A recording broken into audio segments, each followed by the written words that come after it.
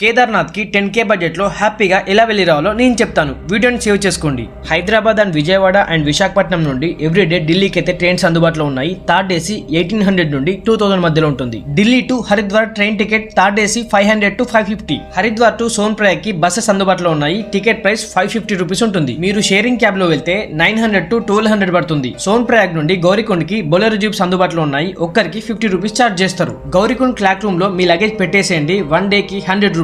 ఇక గౌరీకుండ్ ఎంక్వైరీ అయిపోయిన తర్వాత కేదార్నాథ్ ఫుడ్ ట్రాక్ వచ్చేసి 16 కిలోమీటర్స్ ఉంటుంది. కానీ 16 కిలోమీటర్ మాత్రం అస్సలు ఉండదు. కేదార్నాథ్ లో టెంట్ క్యాంప్ కి ఒక్కరికి 300 టు 400 రూపీస్. కేదార్నాథ్ కి వెళ్ళడానికి 3500 రూపీస్, అలాగే రావడానికి 3000 రూపీస్. మొత్తం మీకు 6500 రూపీస్ అవుతుంది. ఎక్స్ట్రా మీ దగ్గర 2000 నుండి 3500 మధ్యలో ఉంచండి. ఎక్స్ట్రా 3500 ఎందుకంటే మీ ఫుడ్ కి, అలాగే మీ షాపింగ్ కి, అలాగే హరిద్వార్ లో 1 డే రూమ్ రెంట్ కి. ఇది మీ కేదార్నాథ్ కి బడ్జెట్ ట్రిప్. ఇంకా మీకు ఏమైనా డౌట్స్ ఉంటే కామెంట్ బాక్స్ లో కామెంట్ చేయండి. పక్కాగా ఇన్ఫర్మేషన్ ఇస్తాను.